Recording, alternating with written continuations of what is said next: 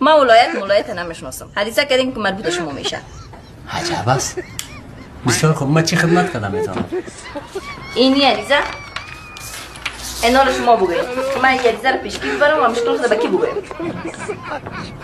ورقه ارض رویا بنت عبدالله عزیزم، از روزی که تو را دیدم نمیفهم که چرا از خاطر تو تولرزه به اندامم میآید. یک نگاه کردی به سویم رفتی ایمان سرم، تا نبینم چشم مستت که مسلمان میشوم. اگر کسی را که در زندگی دوست دارم فقط و فقط تو هستی.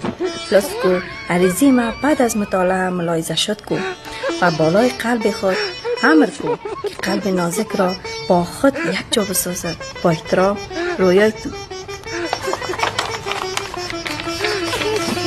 ما عریضه شما را خواندم، بازنبارش خواد یک تصمیم گرفتم.